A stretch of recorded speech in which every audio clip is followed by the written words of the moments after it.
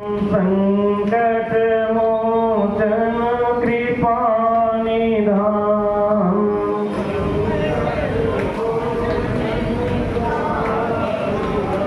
हम कौशल्या के प्यारे राम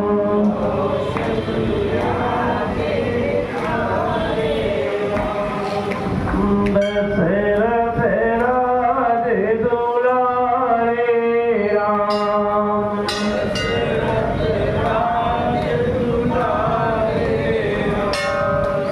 श्री राम जय जय राम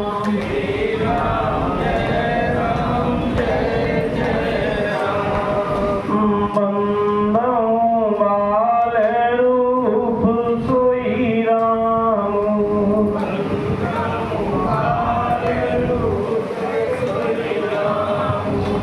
सब सिद्ध सुलभ जपत जिसु नाम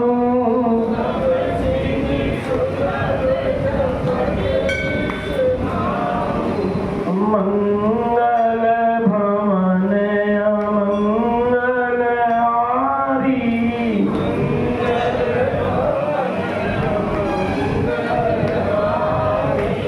द्रवहु सो दशरथ अजीर बिहारी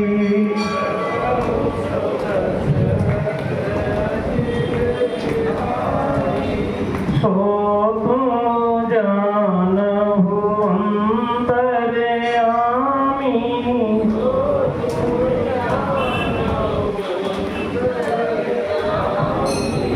मोर मनोरथ स्वामी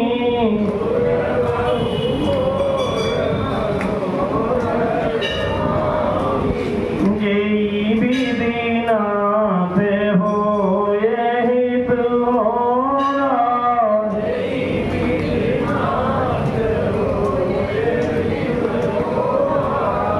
करौ सो बेगी दासु में तोरा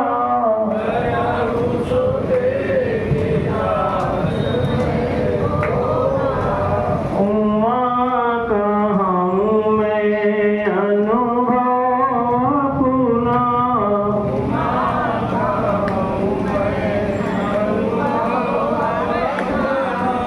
सब हरि भजन जगत सब सपना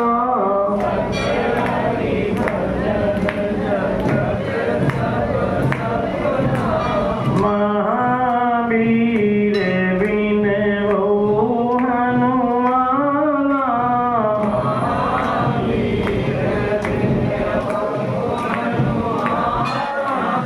राम जासु जस आपु बखाना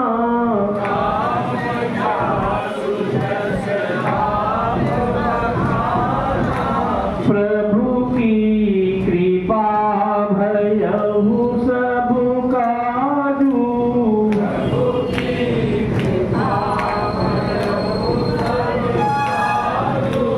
जन्म हमारे सुफलवा आजू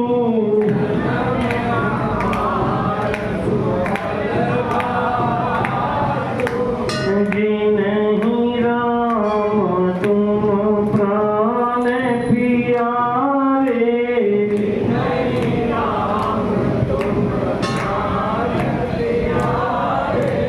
तिनके मन शुभ सदन तुम्हारे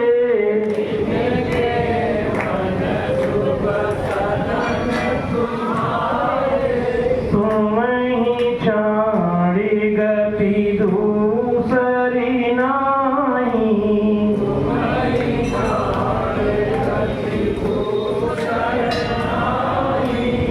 राम बसहु तिनके मन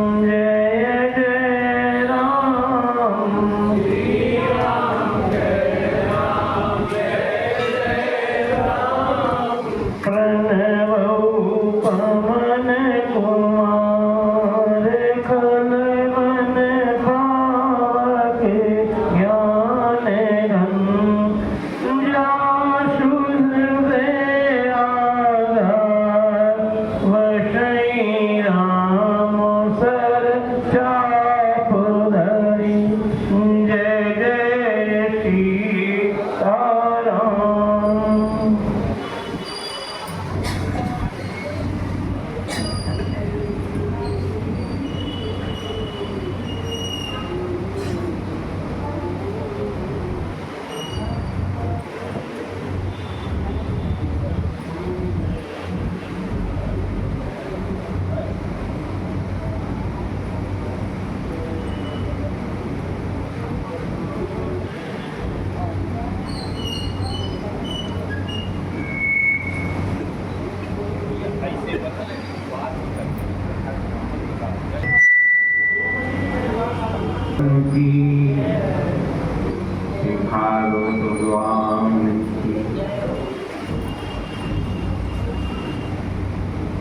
पावन दिना पर उन्हीं समय आप सभी भक्तजनों का वंदन। आए सभी श्रद्धा सुमन के साथ चित्तवृत्तियों को भगवान जीवन में चलते हैं।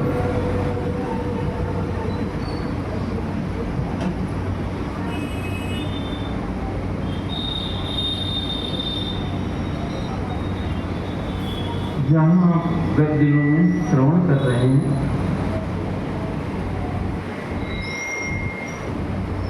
भगवान ने अर्जुन और भीम को ले जाकर के मगध देश में जरासंध का उद्धार करवा दिया और फिर 30,800 राजाओं को कैद से छुड़ा दिया। वो राजा आए हैं, आकर के उन्होंने भगवान को प्रणाम वंदन किया, स्तुति की। तो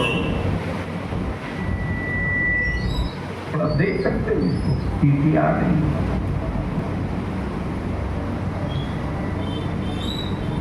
तो निवेदन कर रहे थे, उन्होंने कहा प्रभु आपने हमें दुष्ट की कैद से छुड़ा दिया, लेकिन अब हमें संसार चक्र से भी आपका। इस पर भगवान ने वो बढ़िया उपदेश किया, कल आपको याद होगा कि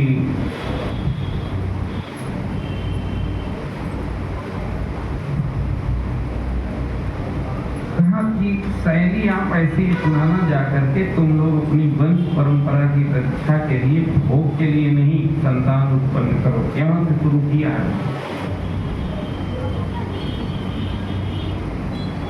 और प्रारब्ध के अनुसार जन्म मृत्यु, सुख दुख, लाभ हानि, जो भी कुछ प्राप्त हो, ये स्थायी समाधान के लिए जीवन शैली बता रहे हैं कि जीवन हमारा कैसा बने जो मानव होना सफल हो जाए। तो कहा प्रारब्ध के अनुसार जन्म मृत्यु, सुख दुख, लाभ हानि, ये 6 चीजें प्रारब्ध के अनुसार प्राप्त होती हैं। हानि लाभ, जीवन मरण, जस अपजस, विधि। उन्हें समान भाव से मेरा प्रसाद समझकर सेवन करो। कि जो भी कुछ आ जाए, चाहे जन्म आ जाए, मृत्यु आ जाए, सुख आ जाए तो, और दुख आ जाए तो भगवान की व्यवस्था से आया है। और परमात्मा अपने हैं, तो हमें कई बार वो चाहे अपने अनुकूल ना भी लग रहा हो, नहीं लोग कहते हैं आपने दिया है तो फिर हम खा लेते। ऐसा वो बार होता है, आपको रुचिकर न लगते हुए वो कार्य करना पड़ता है, खाना पड़ता है, हमेशा रुचि प्रदान करो। तो का मेरा प्रसाद समझकर सेवन करो और अपना चित्त मुझ में लगाकर जीवन बिताओ। ये शैली बता रहे हैं भगवान। आगे बोले कि देह और देह के संबंधियों में किसी भी प्रकार की आसक्ति न रखकर उदासीन हो। उसका अर्थ इतना ही, अपेक्षा छोड़ दी और ये न डरा जाए कि रूखा व्यक्ति तो नहीं, आप बड़े प्रेमी हो जाओ। आगे बोले थे अपने आप में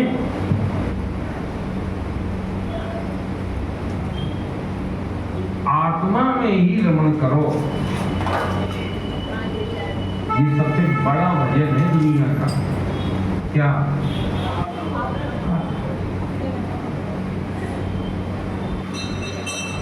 सर्वोत्कृष्ट भजन ये है। क्या? आत्मरमण का।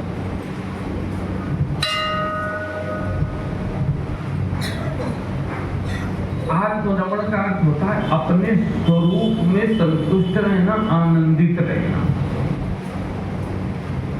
भक्ति की भाषा में तो राम रमण, तत्व में विश्राम शब्दों का अंतर है। तो थोड़ी चर्चा करते हैं आत्मरमण पर। होता ये है कि अज्ञान अविद्या के कारण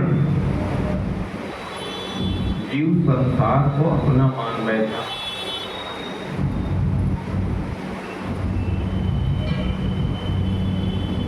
और फिर उसने रति प्रीति मान ली भोग और संबंधियों, यही वो प्रेम मानने लगा। ये भोगने पे सुख है और इनसे सुख है, पत्नी से, भाई से, संबंधियों से। और तृप्ति मान ली उसने भोजन से, जल से, और संतुष्टि मान ली उसने धन से। देखिए, अब इसमें समस्या ये है महाराज कि पहली प्रीति तो मान तो ली है आपने भोग और संबंधियों में, लेकिन वो प्रीति स्थायी नहीं है और आपको पूर्ण जीव डुबाती भी नहीं है। फिर भी आपको बाहर आनंद की जरूरत पड़ती ही रहती है, घटती रहती है। आप देख लीजिए, आरंभ में जैसे एक समझने के लिए विवाह हुआ, दाम्पत्य जीवन बड़ा सुखमय, बड़ा अच्छा है। और अगर बुढ़ापा आ गया ज्यादा तो बहुत बार ये भी देखा जाता है, बोले कि ना बोले, थोड़ा कठोर हो जाए कि बुढ़ाऊ मरते भी नहीं है। और कौन बोल रहा है? वही। इसका उल्टा भी है। वही जो कभी आपके दर्शन के लिए, इतना ही ठीक है हमें लग रहा, चावल लेके दरवाजे पर खड़े इंतजार कर रही थी।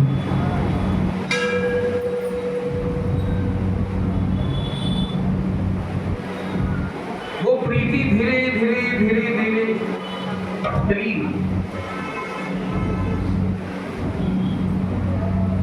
वही माता जी जिनको 1 मिनट छूट जाए तो आसमान सर पर बच्चे उठा लेते थे, हम ही लोग थे, वो सब प्रीति कहाँ चली गई? अब हम इतना ही बोलेंगे, आप सब समझदार श्रोता हैं, सुधी श्रोता। मैं निवेदन ये करना चाहता था कि जो संसार और संबंधियों में, भोगों में प्रीति है, वो आपको तन्मय नहीं कर पाती अपने में, एक बात, और वो क्षरण होती रहती है, स्थायी नहीं है।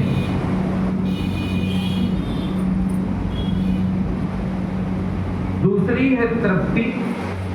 तृप्ति भोजन से होती है, भोजन करने के बाद ये होती है, तृप्ति की नहीं होती। क्या पानी प्यास लगी वो पी लो तो तृप्ति को ले, लेकिन कितनी देर थी? भाई 2 बजे में भोजन किया है ना, ऐसा थोड़ी कि तृप्ति नहीं हुई, लेकिन कितनी देर के लिए हुई, तो फिर खड़ी हो गई। स्थायी समाधान नहीं निकला वहां से, ध्यान रखना। और संतुष्टि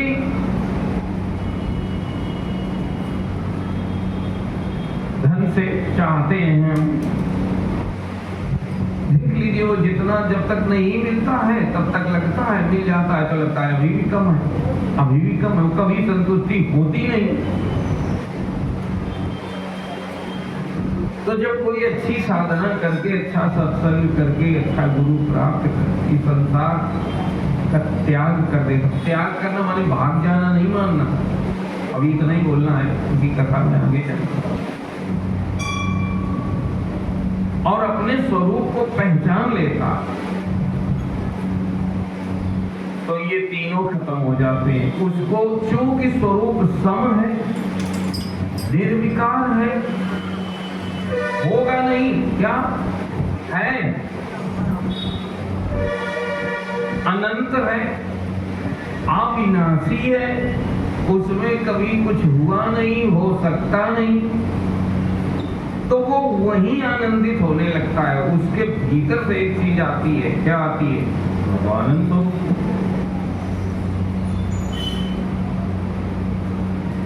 मुझमें सीमितता है ही नहीं तो मैं किस चीज का विस्तार करूं? विस्तार किसका किया जाता है? जल्दी जल्दी बोलो। सीमित का।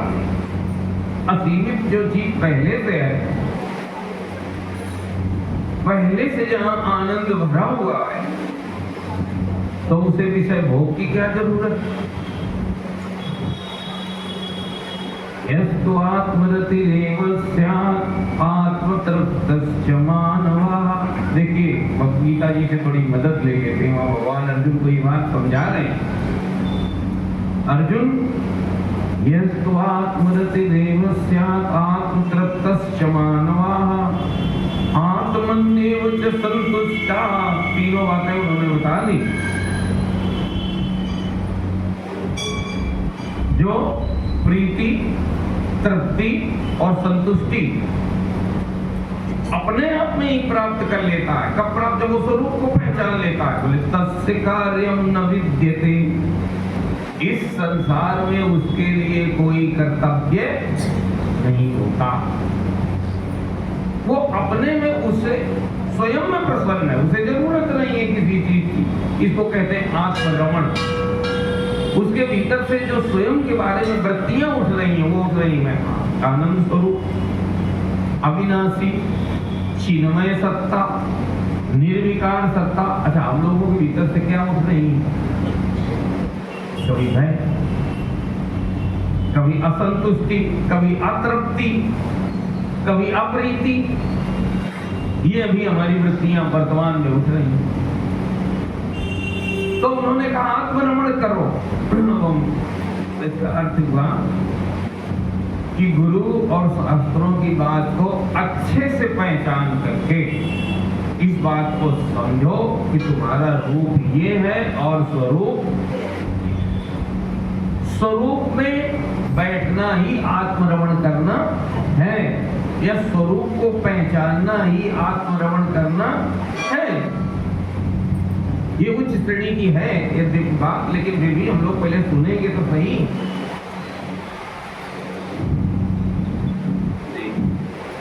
तो यहाँ भगवान ने कहा कि उदासीन रहो, अपने आप में आत्मरमण करो। ये बात क्लियर हो गई भाई? आगे बढ़े। बोलिए सच्चिदानंद भगवान। और भजन तथा आश्रम के योग्य व्रतों का पालन करते रहो। करो नहीं, करते रहो। माने जब तक देह है तो धर्म रहेगा। हमने आपको बहुत बार निवेदन किया दद्दा में कि व्यवहार हमेशा धर्म के अनुसार होता है। चाहे आप आत्मरमण करें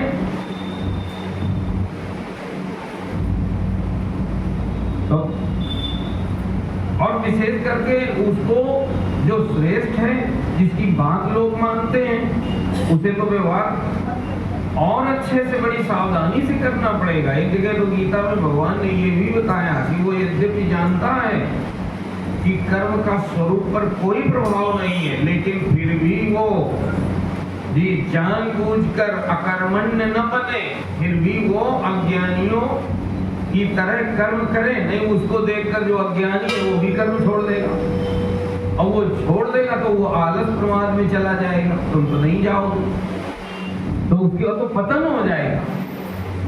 इसलिए जो अपात्र हैं उनको ऐसी शिक्षा, ऐसी प्रेरणा न दे अविद्या काल में कि वो कर्म से विरत हो जाए। बोले कर्म तो बेकार है, कर्म तो अविद्या का बेटा है।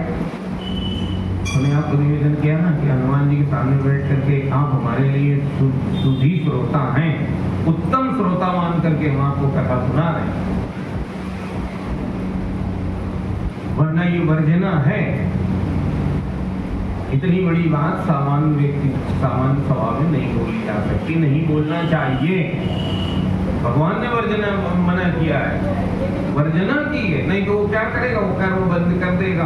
कर्म बंद कर देगा तो आलस प्रमादी हो जाएगा, आलसी प्रमादी, क्योंकि उसमें अविद्या है, उसका भजन पका हुआ नहीं है, वो साधक श्रेणी का नहीं है।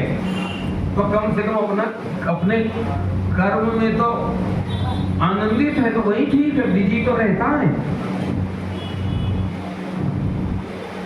जी। तो यह निवेदन कर रहे थे कि अपना मन भली भांति मुझ में लगाकर तुम लोग मुझ ब्रह्म स्वरूप को प्राप्त हो जाओगे।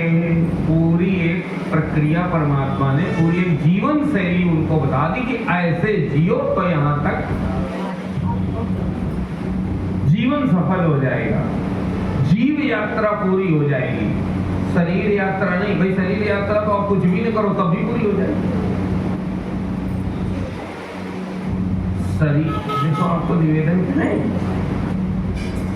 यही फिसलन है। हम शरीर के लिए सारा समय और सारी ऊर्जा लगा रहे हैं, शरीर की सुविधाओं के लिए, और उस शरीर की सुविधाओं के लिए जिसको ज्यादा दिन शरीर यात्रा पे हमारा पूरा ध्यान है, जबकि एक सीमा तक तो ध्यान होना चाहिए, लेकिन फिर जिस तरह से आसक्ति पूर्वक ध्यान है वैसा गड़बड़, क्योंकि जिस शरीर के लिए आप सारा जुटे हुए हो यही नहीं गए ना।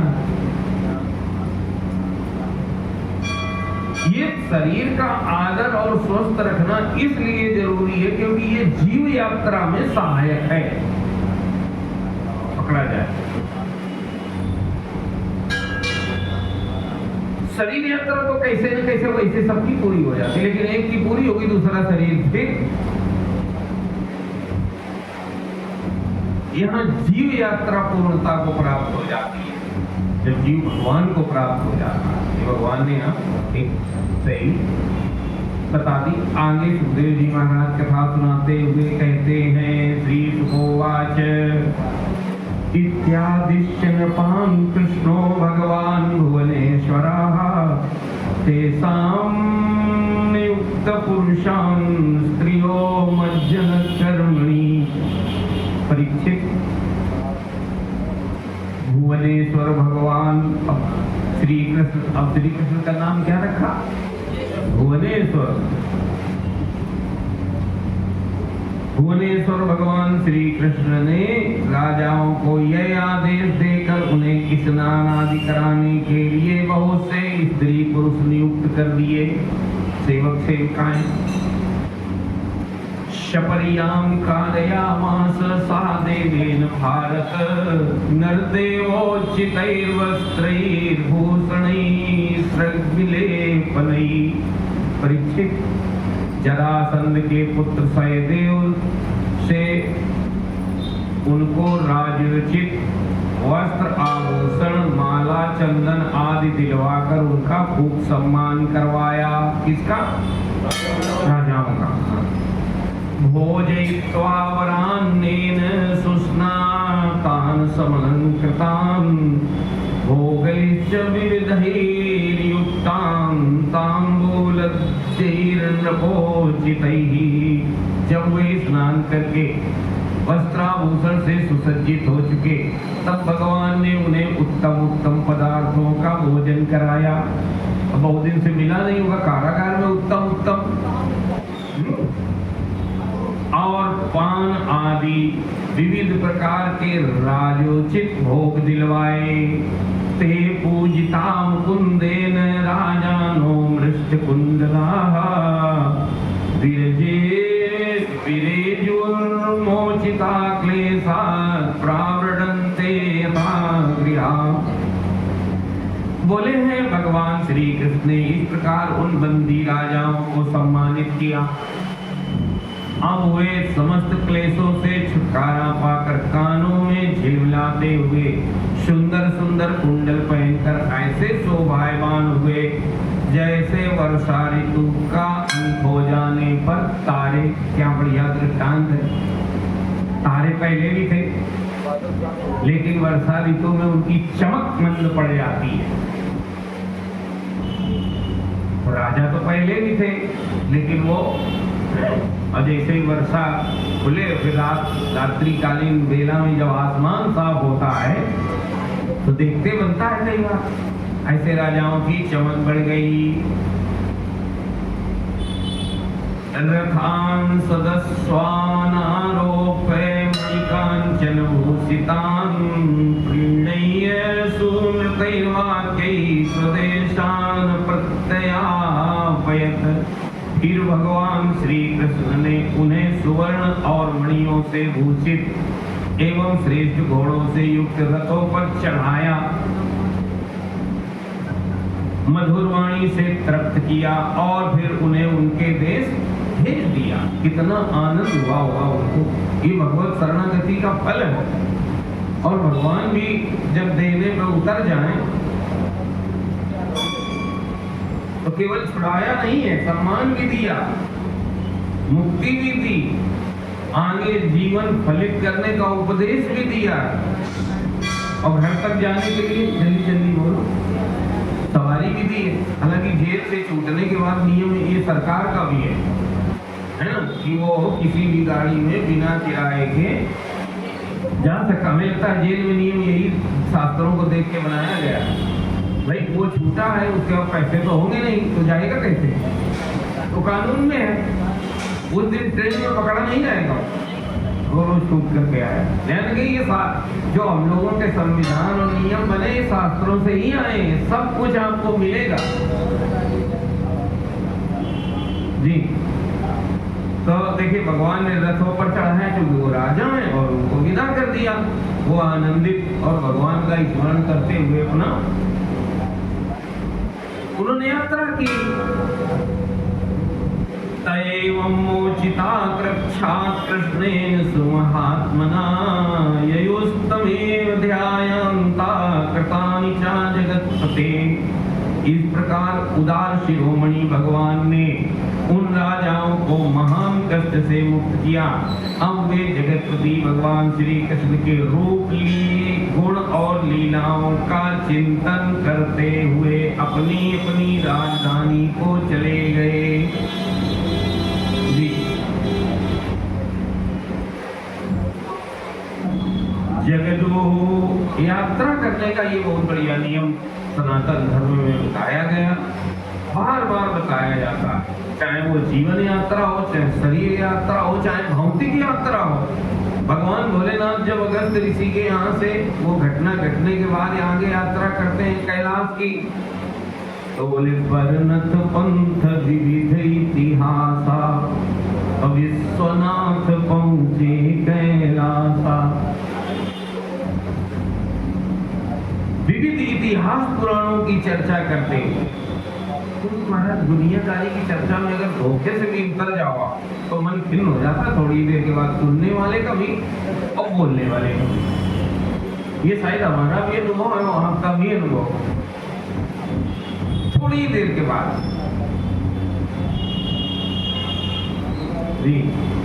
यही विधि करत मनोरथ जाति लागी नहीं बार।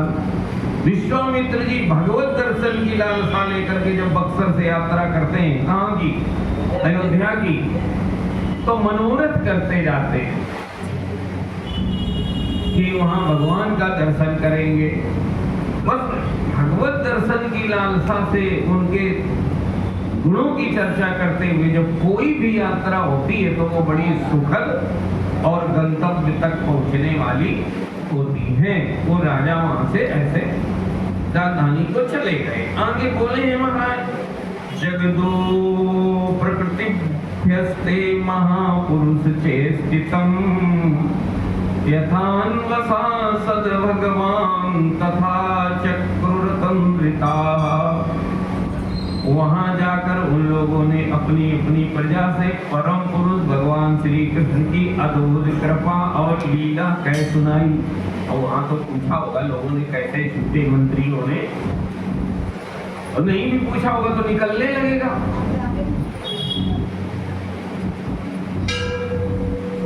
और फिर बड़ी सावधानी से भगवान की आज्ञा अनुसार वे अपना जीवन व्यतीत करने लगे। आरंभ में किसी चीज को नियमित करने के लिए सावधानी की आवश्यकता होती है। आप ढुलमुल रहोगे तो आप नियमित नहीं कर पाओगे। एक दिन वो चीज आपके लिए सहज हो जाएगी, लेकिन आप आरंभ काल में ही अगर हम आलस प्रमाद करें, लापरवाही करें, तो फिर कुछ नहीं हो पाएगा, बल्कि एक गलत स्वभाव विकसित हो जाएगा। फिर हम हर चीज में इसी तरह ढुलमुल, आलस, प्रमाद, लापरवाही, उच्छृंखलता, है ना, करने लगेंगे। तो बोले हैं कि बड़ी सावधानी से भगवत आज्ञा अनुसार वे अपना जीवन, थोड़े दिन की सावधानी होती है। मैंने आपको बहुत बार निवेदन किया, केवलम मात्राएं बिना सावधानी के नहीं आई। आज की बात अलग है कि आज आप नेत्र बंद करके अपना नाम लिख दोगे, लेकिन आप याद करो एक दिन बड़ी सावधानी की आवश्यकता थी, उसका लाभ आज है कि आप आंख बंद करके लिख सकते हो। और जो जिसने वहीं पे लापरवाही की है उसके जीवन में ये उपलब्धि, जल्दी जल्दी बोलो, नहीं है, फिर थोड़ी है। यही महाराज साधना का क्षेत्र है, भगवत भजन है। जितने जिम्मेदारी से किया, समय रहते किया, शास्त्रों की बात को, परमात्मा की बात को, गुरुओं की बात को माना। मानने में कठिनाई तो होती है महाराज, सबसे बड़ी कठिनाई की रुचि को तिलांजलि देनी पड़ती है। मणिराम तो रुचि की ओर घसीटते हैं, समाज रुचि की ओर घसीटता है कई बार। अगर अच्छा सत्संग प्राप्त न हो तो हम फिसल भी जाते हैं और मानने की जगह मनवाना शुरू कर देते हैं। हाँ, और ग्रहण की जगह समीक्षा करने लग जाएंगे। किसकी? शास्त्रों की। रामा रामा, ऐसे ये सब है, इसलिए सावधानी की जरूरत पड़ती है। देखो उन्होंने कहा श्री कृष्ण की अद्भुत कृपा लीला कह सुनाई, फिर बड़ी सावधानी से भगवान के आज्ञा अनुसार वे अपना जीवन व्यतीत करने लगे। आगे बोले हैं जरासंधम घातयित्वा भीमसेनेन केशव पार्थाभ्याम संयुता प्रायात् सहदेवेन पूजिता। परीक्षित, इस प्रकार भगवान श्री कृष्ण भीमसेन के द्वारा जरासंध का वध करवाकर भीमसेन और अर्जुन के साथ जरासंध नंदन सहदेव से सम्मानित होकर इंद्रप्रस्थ के लिए चले। उस समय विजयी वीरों ने इंद्रप्रस्थ के पास पहुंचकर अपने अपने शंख बजाए। बाहर पहुंचकर, क्योंकि हर्षोल्लास है, उत्साह है, आनंद है, हम आ गए हैं, जिससे उनके इष्ट मित्रों को सुख और शत्रुओं को बड़ा दुख हुआ। संदेशा आया, और शत्रु देखो, शत्रु भी उनके यहाँ भी। आप ये न सोचना कि लोग हमसे शत्रुता करना बंद कर देंगे, ऐसे ही प्राय लोग शत्रु, ये कभी नहीं होगा। भगवान के शत्रु रहे, आपके कैसे समाप्त हो जाएंगे?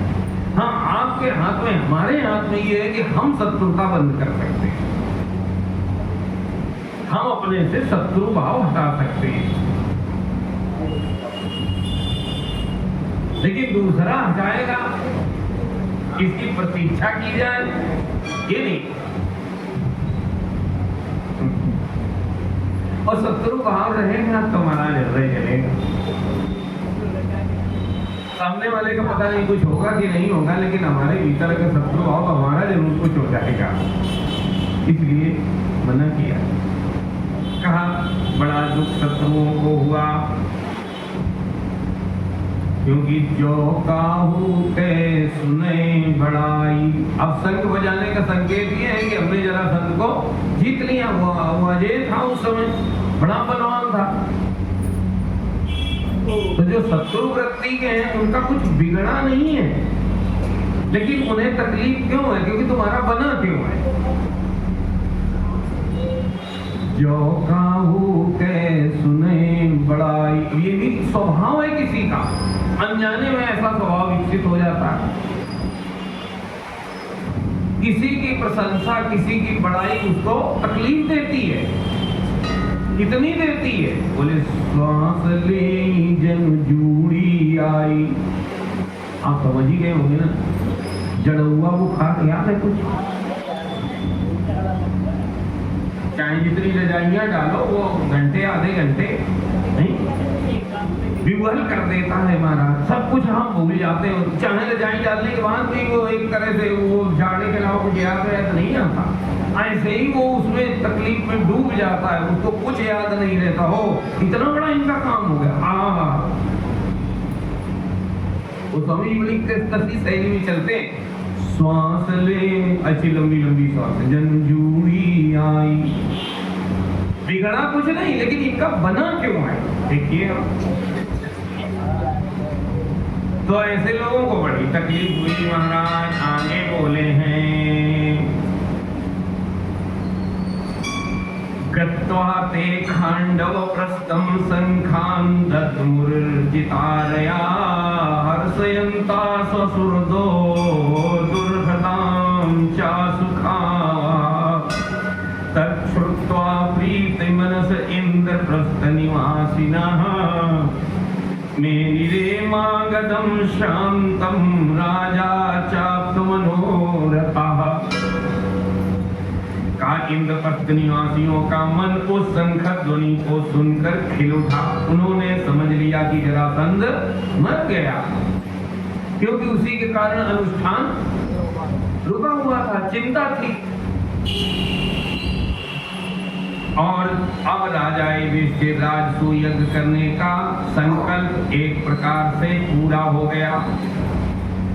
अभिबंधाथ राजानं भीमार्जुन जनार्दनः सर्वमाश्रावयां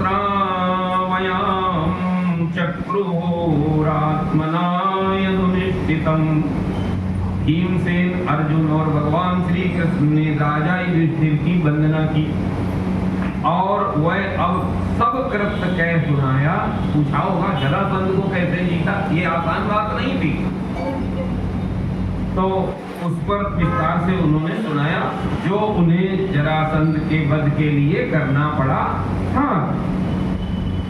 निसम धर्मराज तत्के सवेनानुकंपितम आनंदाश्रुकलांचन प्रेमणानो आचिकिंचन। धर्मराज युधिष्ठिर भगवान श्री कृष्ण के इस परम अनुग्रह की बात सुनकर प्रेम से भर गए। उनके नेत्रों से आनंद के आंसुओं की बूंदें टपकने लगी और वे उनसे कुछ भी न कह सके। देखिए क्यों नहीं कह सके, क्योंकि उनके हृदय में सामने श्री कृष्ण है, लेकिन उनको पता है कि ये कौन है। तो उन्होंने उनका सहयोग नहीं माना। क्या माना? कृपा माना, अनुग्रह माना, विशेष कृपा। क्योंकि कृपा अनुग्रह अंग तुम्हारे।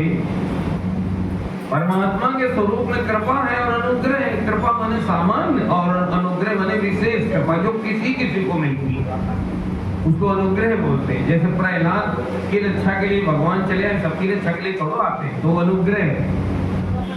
अब युधिष्ठिर का राजसूय यज्ञ पूरा कराने के लिए भगवान जरासंध से को उद्धार करने के लिए चले गए, सबके साथ और चले जाते हैं। तो ये क्या है? ये विशेष कृपा है। मानव जीवन मिल गया, ये कृपा है। इसी विशेष कृपा का नाम है अनुग्रह, जो सबको नहीं मिलता। कृपा ये है कि आपको मानव तन मिल गया। कृपा ये है कि आपकी बुद्धि ठीक है। कृपा ये है कि आपकी इंद्रियां ठीक है। ये सामान्य कृपा है। इनसे जब आराधना करके कोई परमात्मा को रिझा लेता है, तब जो होती है विशेष कृपा, उसको बोलते हैं जल्दी जल्दी बोलो अनुग्रह। तो लोगों को किसी शैली में ही चलना चाहिए, जहां जो शब्द आया है उसका वह ही अर्थ है। तो बोले हैं क्योंकि उनके चित्त में है। कहा परम अनुग्रह की बात सुनकर प्रेम से भर गए। उनके नेत्रों से आनंद के आंसुओं की बूंदें टपकने लगी, क्योंकि आभार की भावना इतनी ज्यादा है और वे उनसे कुछ भी न कह सके। शब्द और इति श्रीमद्भागवते महापुराणे पारमहंस्यां संहितायां दशम स्कंधे उत्तरार्धे कृष्णाद्यागमने त्रिसप्ततितमो अध्यायः। हरि ओम तत्सत्, हरि ओम तत्सत्, हरि ओम तत्सत्। अथ चतुःसप्ततितमो अध्यायः। ओम नमो भगवते वासुदेवाय। श्री सुखोवाच। आगे कथा सुनाते हुए श्री सुखदेव जी महाराज कहते हैं, राजन एवं युधिष्ठिरो राजा जरासंधवधं विभो कृष्णस्य चानुभावं तं श्रुत्वा प्रीतस्तमब्रवीत्। धर्मराज युधिष्ठिर जरासंध का वध और सर्वशक्तिमान भगवान श्री कृष्ण की अद्भुत महिमा सुनकर बहुत प्रसन्न हुए और उनसे बोले। जी युधिष्ठिरोवाच।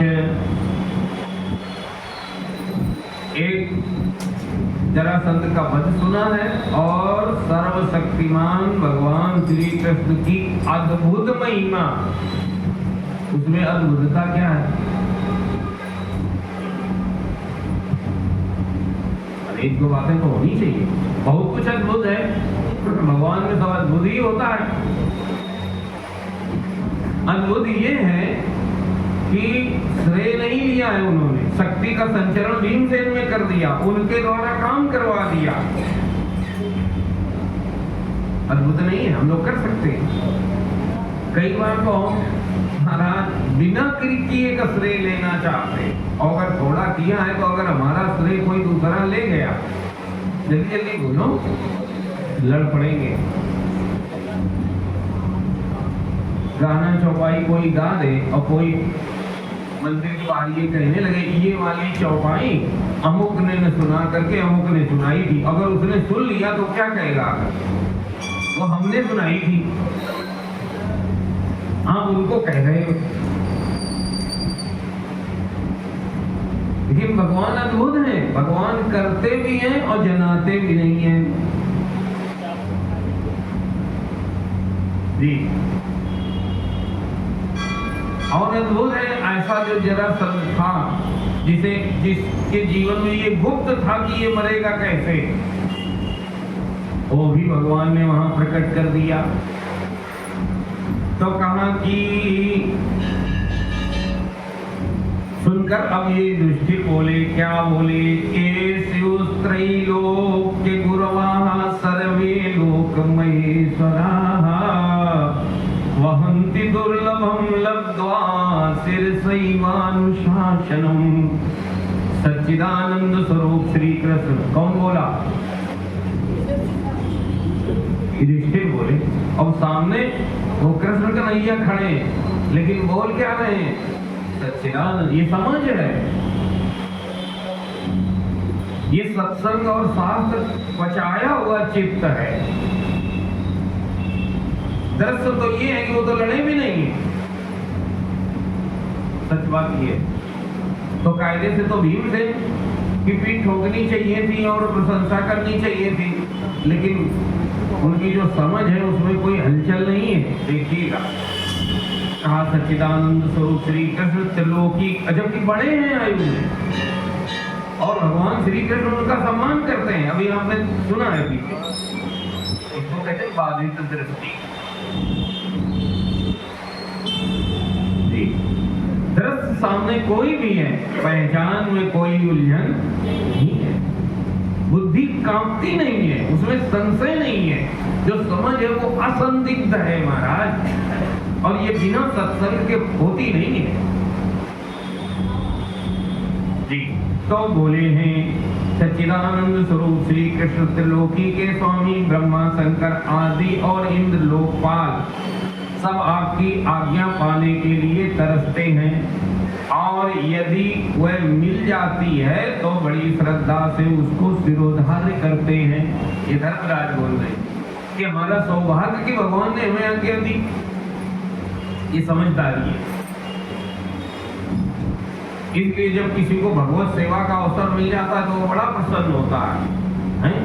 हमको भगवान ने ये अवसर दिया। और अगर सात्विकता न हो, तमस या रजस बढ़ा हुआ हो, और अब सेवा का अवसर आएगा तो किसी न किसी के तो द्वारा आएगा, तो बोले इनको और कोई मिला ही नहीं था जो कह देता मसनद व्यवस्थित करा दो, हम ही मिले थे। हाँ, तो वो उसको बोझ मान बैठेगा, उत्साह मानने की जगह हमारे ऊपर जो रख दिया जाता है, और वहां से पीछे दाएं बाएं लुक के बैठेंगे। लेकिन तो मानवीय चिंतन वृत्ति अंतःकरण के स्वरूप को दर्शाएगा। हमारा अंतःकरण कैसा है आके? भगवत सेवा अगर मिल जाए तो अगर सात्विक हृदय है तो आनंद है। अरे हमको भगवान ने चुना इस कार्य के लिए, हम क्या चुना है? तो आपको मानस की पंक्ति उठा देता हूं। फिर जब सारे वानर समुद्र तट पर इस निर्णय में पहुंच गए कि हम यहाँ प्राण त्याग देंगे, देखिए उस विकट परिस्थिति में जामवंत जी ने जो लाइन बोली, बोले हम सब सेवक अति बड़ भागी। आप बताओ,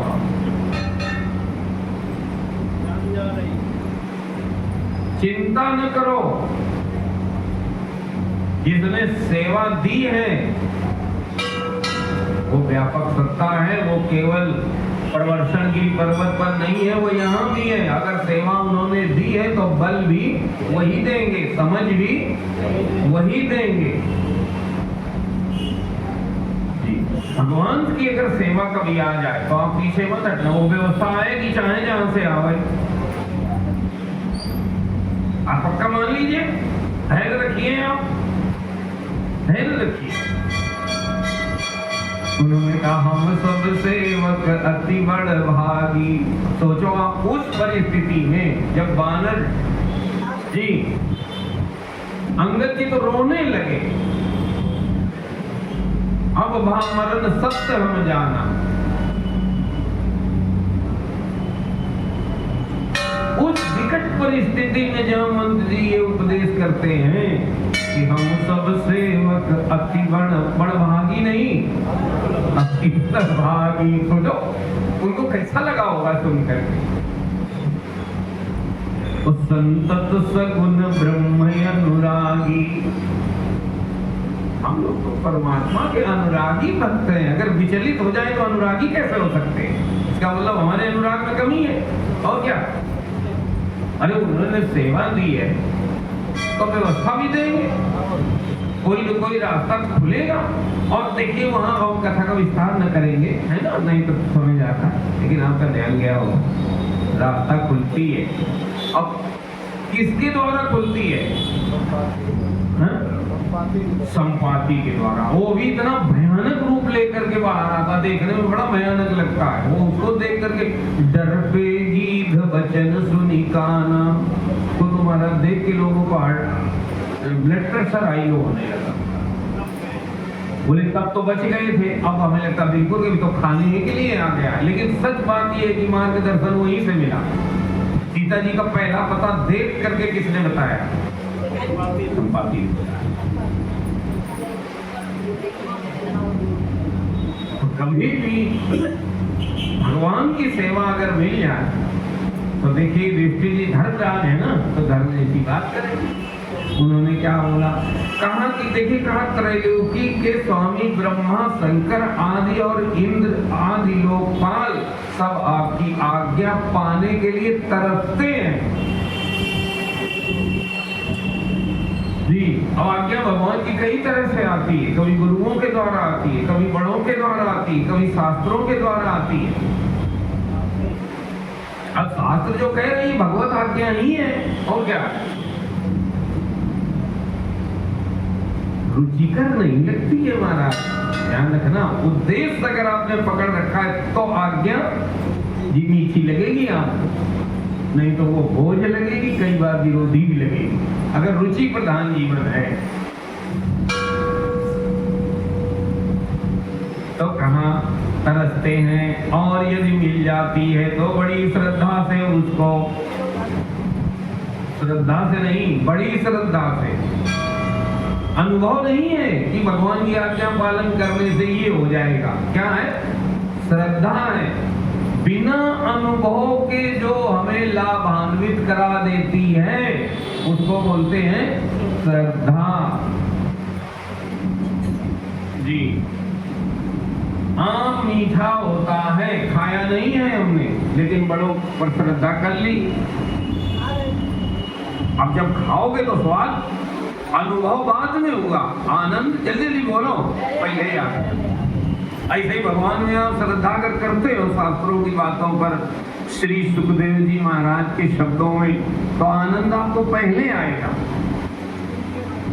श्रद्धा की बड़ी महिमा है। भगवती पार्वती जी का आध्यात्मिक नाम श्रद्धा है जी, श्रद्धा विश्वास रूपिणम। तो सुनिए महाराज, कहा बड़ी श्रद्धा से सिरोधार करते हैं। आगे धर्मराज बोलते हैं, स भवान रविंदाक्षो दीना नामीश मानिनाम धत्तेनुशासनम भूम तदत्यंत विडम्बनम। अनंत, सामने भगवान है, बोलते क्या है? अनंत। अब सोचिए, और वहां तो वो है अंत, भाई लीला में उनका एक रूप है, इतनी जगह में, इतने समय में, लेकिन उनकी समझ क्या है? अनंत। यही गलती हुई थी किससे? सती जी, दुर्योधन से। और कब नहीं समझ पा रहे?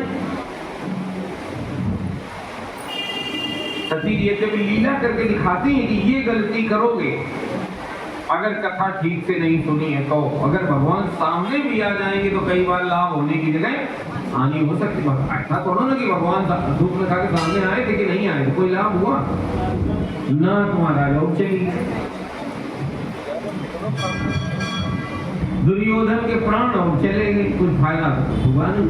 सबको थोड़ी लाभ होता, भगवान से सबको लाभ नहीं होता न। तब ना जब अवतार काल था तब भी सबको लाभ थोड़ी होता था, सकुनी को कोई लाभ हुआ? प्राण और चले गए। तो क्या सकुनी भगवान को देखा नहीं था? बहुत देर चौसर खेलते थे।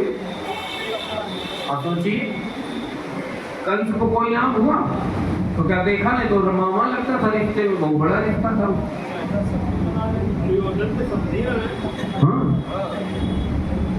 सबको लाभ थोड़ी होता है ना। अब तब अभी भी भगवान से सब लोग लाभान्वित थोड़ी हो सकते हैं। लाभ उसी को होगा जिसके जीवन में भजन है, ये ध्यान रखना। चाहे वो निराकार हो और चाहे वो साकार हो। तो बोले हैं अनंत। देखिए कितना सत्संग इनके जीवन में रहा होगा, पचाया हुआ है, कोई उलझन नहीं है, कोई संदेह नहीं है। जो अनंत सत्ता है उसी ने कृपा करके सगुण साकार रूप धारण किया है और हमें दर्शन दे, बिल्कुल पक्की समझ है अंदर। अनंत हम लोग हैं तो अत्यंत दीप। देखिए ये राजा हैं, ऐसे बड़े बड़े शक्तिशाली उनके भाई हैं और पूरी दुनिया को इन्होंने जीत लिया है, रासु यज्ञ करने जा रहे हैं और बोलते क्या है भगवान के साथ? ध्यान रखना, ये भावावेश में नहीं बोल रहे, ये इनकी समझ है। हम लोग हैं तो अत्यंत दीन, परंतु मानते हैं अपने आप को भूपति और नरपति। ऐसी स्थिति में हैं तो हम दंड के पात्र, परंतु आप हमारी आज्ञा स्वीकार करते हैं और उसका पालन करते हैं। सर्वशक्तिमान कमल नयन भगवान के लिए यह मनुष्य लीला का अभिनय मात्र है। ये सुखदेव जी ने बताया राजन, ये जो है ये न ये कस्याद्वितीयस्य ब्रह्मणा परमात्मना कर्मभिर्वर्धते तेजो रसते च यथा रवि। जैसे अभिनय मात्र कैसे है उसका सुंदर दृष्टांत आ रहा है। उदय अथवा अस्त होने के कारण सूर्य के तेज में घटती या बढ़ती नहीं होती। देखो आया था। अब सोच लीजिए आज का विज्ञान ये कहने लगा कि सूर्य में उदय अस्त नहीं होता। 5000 साल पहले का ग्रंथ ये बता रहा कि सूर्य में उदय अस्त नहीं होता। वो व्यवहारिक बात है और हमारा व्यवहार उदय अस्त पर ही चलता है, ये भी ठीक है। जब सूर्योदय होता है तो हम उन्हें प्रणाम करते हैं और उजाला होता है, ड्यूटी जाते हैं, टिफिन बांधते हैं या दुकान खोलते हैं और क्या कचहरी जाते हैं, संध्या करते हैं और क्या नाश्ता बनाते हैं, वो सब ठीक है। हमारा व्यवहार सूर्य भगवान के उदय अस्त पर चलता है, लेकिन ठीक है। लेकिन देखो शास्त्र क्या कहते हैं, सूर्य में उदय अस्त। ये आप अपने ऋषियों की समझ देखिए, कब की बात बताई जा रही। 5000 साल पहले लिखा गया, ये पता तुमको और भी पहले था। नहीं कुछ नहीं है। तो सुनिए महाराज, जैसे उदय अथवा अस्त के कारण सूर्य के तेज में घटती या बढ़ती नहीं होती। घटती बढ़ती होती दिखती तो है लेकिन होती, ये जो हमारी बुद्धि में चाल बन गई है कि जो दिखता है वो होता है, ये जड़ता है। बहुत बार ऐसा होता है जो दिखता है वो होता नहीं है और जो होता है वो दिखता नहीं है। लेकिन वो एक प्रमाण सा बन गया। कई बार लोग जो छिछले होते कह देते भगवान होते तो दिखते क्यों नहीं, ऐसे नहीं सुना है। ऐसे हम बोलते हैं तो बहुत छिछलापन यहाँ है। तो ये कोई मानक ही नहीं है। बहुत सारी चीजें नहीं दिखती है लेकिन वो होती हैं। बहुत सारी चीजें दिखती हैं लेकिन वो होती नहीं है, ये भी तो है। भौतिकता में ऐसा बहुत कुछ है महाराज। बुद्धि को आपने कभी देखा है तो क्या आपके पास बुद्धि नहीं है क्या? जी, दिखती तो कभी नहीं। हाँ, बुद्धि का कार्य जरूर दिखता है। निर्णय जब व्यक्ति के देखे जाते हैं तो लोग कहते हैं नहीं इनका ये बुद्धिमान व्यक्ति है। संयम जब देखा जाता है जीवन में तो बोले ये संयमी, लेकिन है ना, ये तेजस्वी, उनका तेज दिखता है लेकिन वो बुद्धि कभी तो क्या होती नहीं है क्या? दर्द दिखता है क्या? दर्द दिखता है क्या? बहुत सारी चीजें हैं। तो सुनिए, कहा जैसे उदय अस्त के कारण सूर्य के तेज में घटती बढ़ती नहीं होती। तो ये बना लेना कि जो दिखता है वही होता है और जो नहीं दिखता वो होता ही नहीं है, ये सही है। थोड़ा बुद्धि को इस सीमा के बाहर लाया जाए। अब सूर्य में नीलिमा दिखती तो है, आकाश में नीलिमा दिखती तो है लेकिन होती नहीं है। और जब देखोगे तब आकाश नीला दिखता तो क्या वो नीला है? ऐसे सूर्य में उदय अस्त रोज होता है और हमारा जीवन चलता है उससे। व्यवहार में बिल्कुल सच से थोड़ा ज्यादा है क्या सूर्य भगवान का उदय अस्त होना, लेकिन फिर भी वो नहीं है। वो सम है वहां स्थिति। देखो क्या बोले हैं, जैसे उदय अथवा अस्त के कारण सूर्य के तेज में घटती बढ़ती नहीं होती। दिखती है वो ठीक है, वैसे ही किसी भी प्रकार के कर्मों से न तो आपका उल्लास होता है और न तो ह्रास किसका? भगवान चिन्मयी सत्ता का। वो चाहे आपके स्वरूप में हो चाहे परमात्मा लीला रूप से सामने हो, दोनों जगह वही बात है। क्योंकि आप सजातीय विजातीय और स्वगत भेद से रहित आया स्वयं परब्रह्म परमात्मा है। आगे बोले हैं तो आए हम लोग उसके पहले पाठ कर लेते हैं अच्छे मन से। बोलिए शंकर भगवान की, बोलिए गोविंद भगवान की।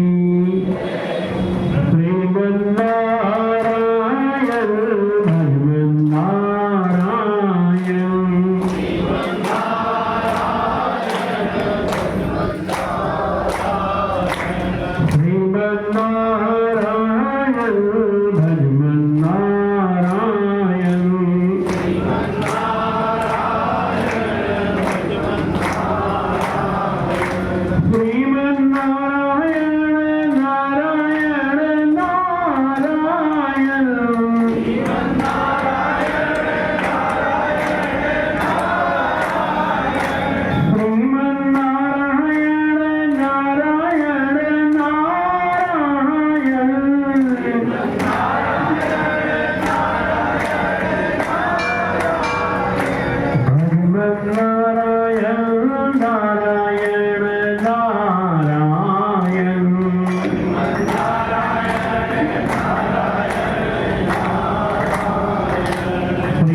श्रीमन्नारायण नारायण नारायण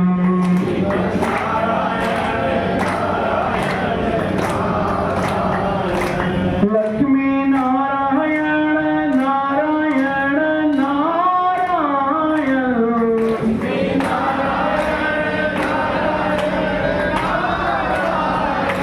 लक्ष्मी नारायण नारायण नारायण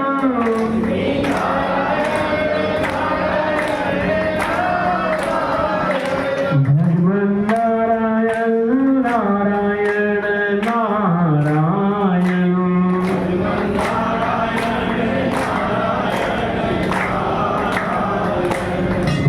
श्रीमन्नारायण नारायण नारायण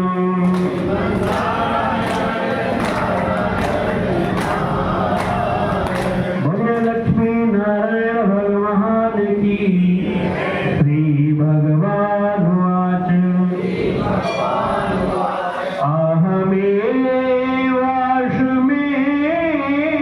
अहमेवाश्मेवाग्रे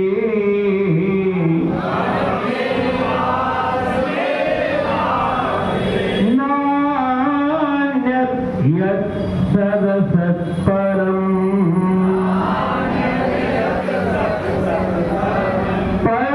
पश्चादहं यदेतच्च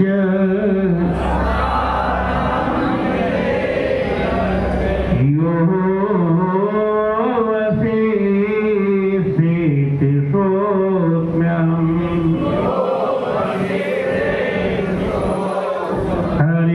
हरितीर्थं यत् प्रतीयेत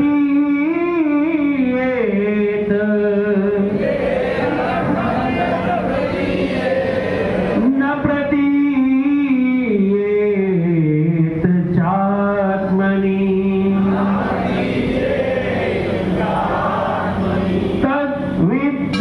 तद्विद्यादात्मनो मायाम् यथा भाषो यथा तमः यथा महान्ति भूतानि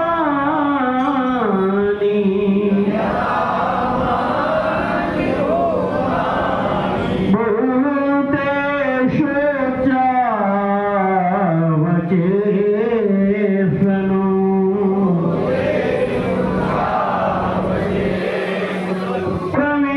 प्रविष्टान्य प्रविष्टानि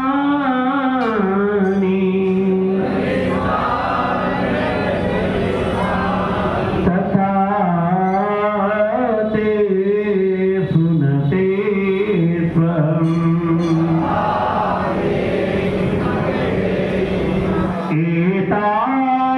एतावदेव जिज्ञास्यम्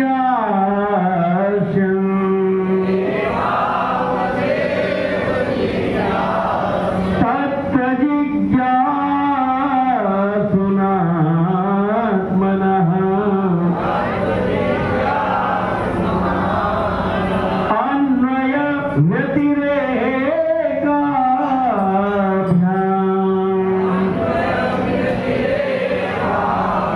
यत्र सर्वत्र सर्वदा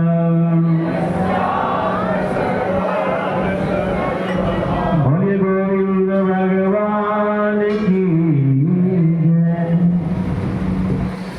जरासंध को जीत करके भगवान इंद्र बताए युधिष्ठिर एक तरह से आभार व्यक्त कर रहे हैं उनके अनुग्रह का। तो आगे बोले हैं युधिष्ठिर जी, कहा न वै ते जित भक्तानां ममाहमिति माधव त्वं तवेति च नानाधि पशूनामिव वै कृताः, किसी से पराजित न होने वाले माधव शब्द ये दे रहे, माने अजय हैं आप। यह मैं हूं और यह मेरा है, यह तू है और यह तेरा है। इस प्रकार की विकार युक्त भेद बुद्धि तो पशुओं की होती है। अरे रामा, गोस्वामी जी ने यही सब छान के वो लाइन लिख दी है। मैं अरु मोर तोर तय माया, और जावस कीन्हे जीव निकाया। पराधीनता का कारण ये मान्यता है क्या कि शरीर मैं हूँ, संसार मेरा है, और ये तुम हो, ये तेरा है। चार शब्द दिए, दो का चार में विस्तार करके दिखा दिया। धर्मराज जी कह रहे हैं, कहा इस प्रकार की विकार युक्त भेद बुद्धि तो पशुओं की होती है। तो कठोर लगता है लोगों को सुनने में, लेकिन गुरु लोग भगवान शास्त्र छोड़ते थोड़ो हैं। आखिरी में आप सुनेंगे श्री सुखदेव जी महाराज परीक्षित से कहेंगे, राजन पशु बुद्धि इमाम जई, मैं दे हूं, ये पशु बुद्धि हटी की अभी है। पूछेंगे तो वो बताते हैं गुरुदेव नहीं है, अब मैं अनंत में विश्राम कर रहा हूं, हट गई वो। तो वो ये थोड़ी कहते कि ये आपकी गलत वाली बुद्धि, क्या कहते हैं पशु बुद्धि। जो आशय है वो ये है कि जब तक ये बुद्धि बनी हुई है तब तक पशुओं में और हमें भेद नहीं है। थोड़ा कठोर तो है, लेकिन भाई गुरुओं ने बोला है आप उधर है ना,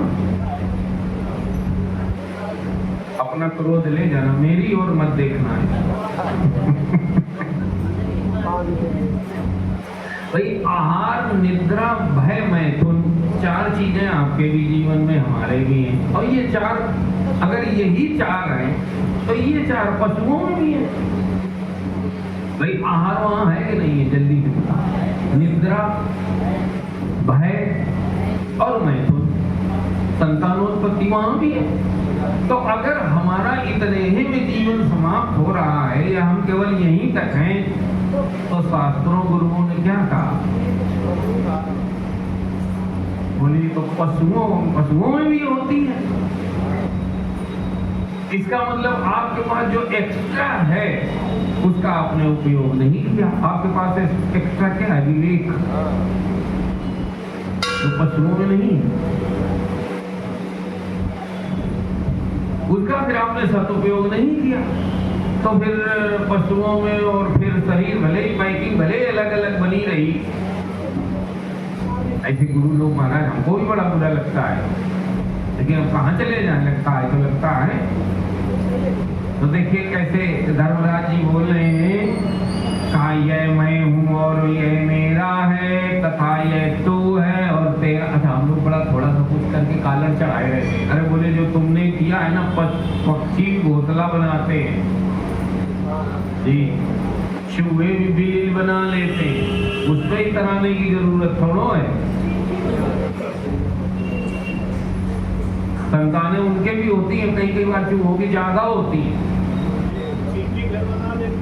चीटी घर बना लेती है, लोग बहुत बढ़िया बनाती है। चीटियों का घर देखा है राघव पंडित जी, देखा है कैसा होता?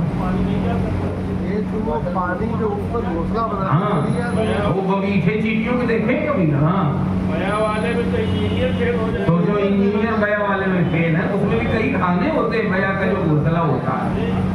तो ये कोई बहुत बड़ा कालर चढ़ाने, घमंड चढ़ाने वाली बात थोड़ी है कि आपने कोई बड़ा कर लिया। ये तो वही उसी परिधि में है, घेरे के अंदर ही है सब जो भी है। तो महाराज ये युधिष्ठिर कह रहे हैं, किसी से पराजित न होने वाले माधव, मैं हूँ और ये मेरा है, तथा ये तू है और ये तेरा है। बिल्कुल हूबहू गोस्वामी जी ने लिखा है, मैं और मोर तोर तय इस प्रकार की विकार युक्त भेद बुद्धि, इस समझ को क्या बोलेंगे? दो नाम ले लिए, एक तो ये विकार युक्त और भेद बुद्धि है, तो पशुओं में भी होती है। जो आपके अनन्य भक्त हैं उनके चित्त में ऐसे पागलपन के विचार कभी नहीं आते। अरे राम, यहाँ तो अभी जाते ही नहीं है। चीज जाते थे, वो कहते हैं कि कभी आते ही नहीं है। अब सोचिए, तो कहा कि उनके चित्त में ऐसे पागल, इन विचारों को क्या कहा गया? अब बताओ, हम महाराज अपने को जाने क्या क्या लिखवाने के लिए घूम रहे हैं, छपवाने के लिए घूम रहे हैं, हमें ये कहा जाए वो कहा जाए। लेकिन गुरु लोग तो गुरु लोग, श्री सुखदेव जी महाराज कथा सुना रहे, और युधिष्ठिर धर्मराज युधिष्ठिर से कहलवा रहे क्या ये क्या है? अगर आपको लड़ना हो या कोई समस्या हो तो आप उधर ही ढूंढना है। उनके चित्त में ऐसे पागलपन के विचार कभी नहीं आते, फिर आप में तो होंगे ही कहां से? इसलिए आप जो कुछ कर रहे हैं वह लीला ही लीला है। बस यही सती जी लीला को लीला नहीं समझ पाएंगे। युधिष्ठिर समझ गए ये इनकी लीला, ये वास्तविकता नहीं है। न वै तेजित भक्ता नाम महामिति माधो, तुम तवेति जनानाधि पशूनामिव वै कृपा। श्री कोवाच, आगे कथा सुनाते हुए सुखदेव जी महाराज कहते हैं, राजन इत्युक्त्वा यज्ञे काले वप्रे युक्तान सरिसृजा। इत्युक्ता यज्ञे काले वप्रे युक्तान सरिद्विजा। कृष्णानुमोदिता पार्थो ब्राह्मणान् ब्रह्मवादिनः। राजन, इस प्रकार कहकर धर्मराज युधिष्ठिर ने भगवान श्री कृष्ण की अनुमति से यज्ञ के योग्य समय आने पर यज्ञ के कर्मों में निपुण वेदवादी ब्राह्मणों को, ये नहीं है कि क्या बोले कम पैसे में या फ्री में मिल रहे हैं या हमारी खूब वर्चस्व चलता रहेगी तो चाहे जैसे बुला लिया जाए, ये तीन कारणों से होता है जी। बोले हैं कि समय आने पर यज्ञ के कर्मों में निपुण वेदवादी जी ब्राह्मणों को ऋत्विज आचार आदि के रूप में वर्ण किया।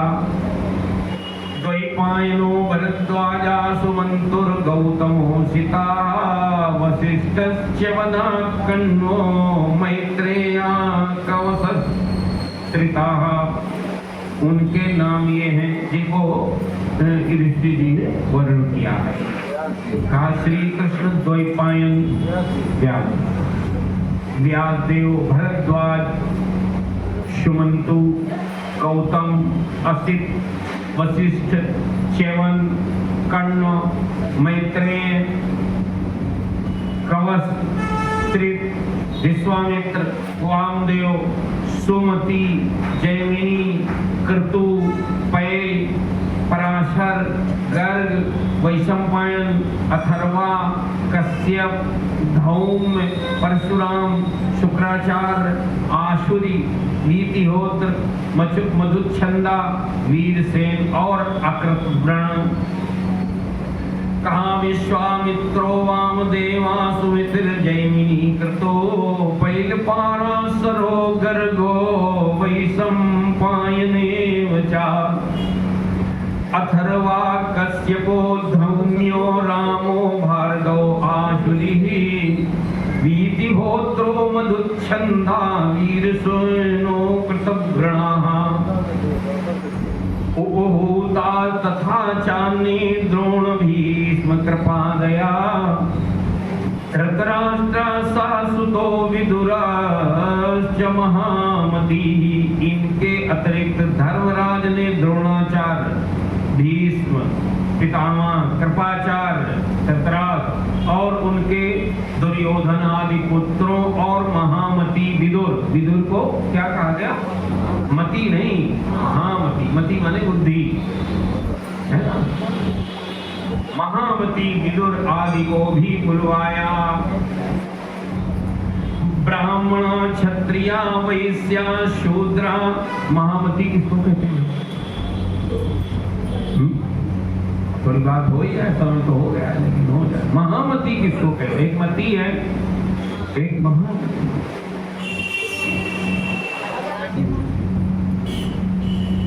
महामती ही बुद्धि हमारी सारथी बनती है। सारथी का काम क्या है? आपके रथ को गंतव्य की ओर सुरक्षित ले जाना। और गोस्वामी जी ने उस बुद्धि को महामती कहा है, सारथी कहा है। कौन बुद्धि? बोले ईश भजन सारथी सुजाना।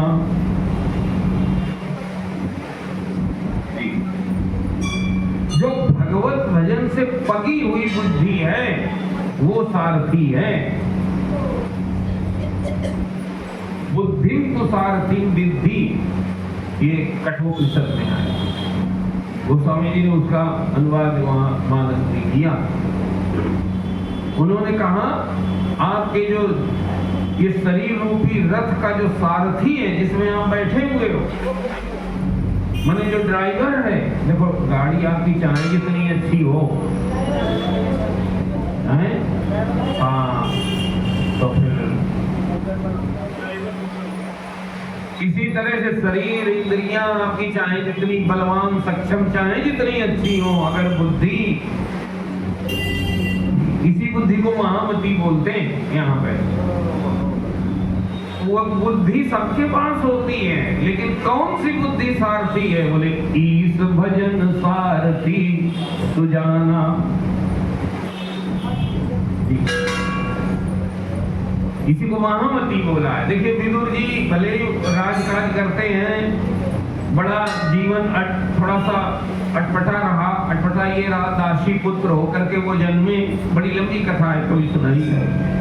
इस कारण से दुर्योधन उनका अपमान करता था। उन परिस्थितियों में भी वो फिर लेकिन महामंत्री रहे राज्य के, और धृतराष्ट्र उनकी बात मानते थे। ध्यान रखना, बाद में अवहेलना की है जब वो पुत्र मोह में आ गए। बाकी जो राजकाज धृतराष्ट्र ने किया वो विदुर की सलाह पकड़ करते थे। तो वो महामती है। जब विकट परिस्थिति आई, तो जब दुर्योधन ने अपमान कर दिया, एक तरह से निष्कासित कर दिया राज्य से, तो वो डिप्रेशन में नहीं गए। इसको कहते हैं महामती। उन्होंने भजन बढ़ा दिया, तीर्थाटन कर किया और भजन बढ़ाया तरीके से। उन्हें मालूम था जो कोई बढ़ा हुआ है, ध्यान में नहीं जा पाऊंगा एकदम से, तो क्या करें? पहले तीर्थाटन करें, यहाँ से शुरुआत करें जी। एकदम से ध्यान और ज्ञान और वहां पर बात नहीं बनेगी। उनको पता था, भावावेश में नहीं, विधिवत जी उन्होंने तीर्थाटन किया।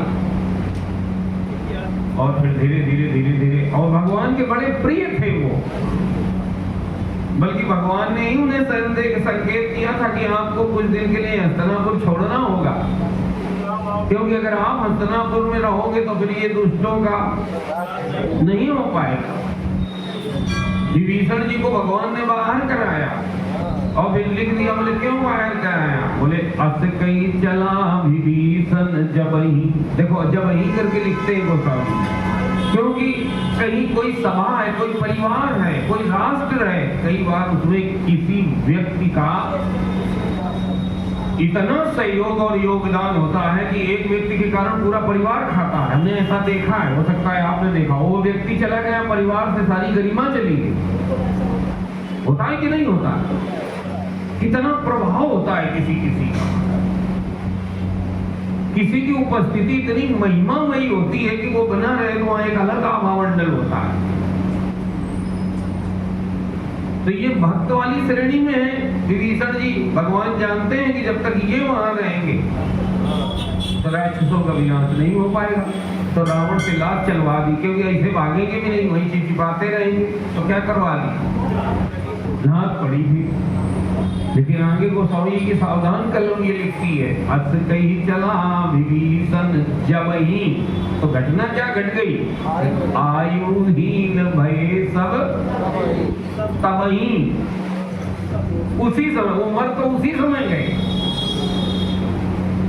इसी तरह से भगवान ये जानते थे क्या कि जब तक यहाँ विदुर रहेंगे तो इनको मारना फिर हाँ आसान नहीं होगा, इनको पहले यहाँ से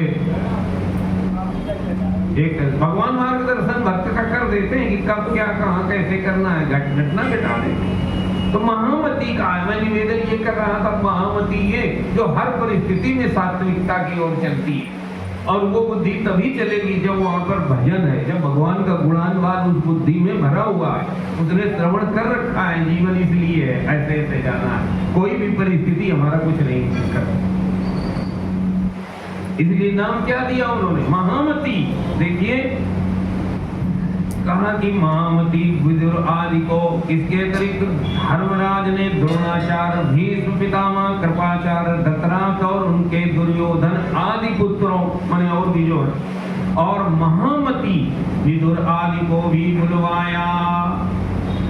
आगे बोले हैं ब्राह्मणा क्षत्रिया वैश्या शूद्रा यज्ञ विदिक्षवाः तत्रैव सर्वराजानो राज्ञा प्राकृतयो नृप। राजन, राजसू यज्ञ का दर्शन करने के लिए देश के सब राजा, उनके मंत्री तथा कर्मचारी, ब्राह्मण क्षत्रिय वैश्य शूद्र सब के सब वहां पर आए। और फिर क्या हुआ तो आगे की चर्चा कल श्रवण करेंगे। तो आरती की ओर चलते हैं, उसके पहले सूचना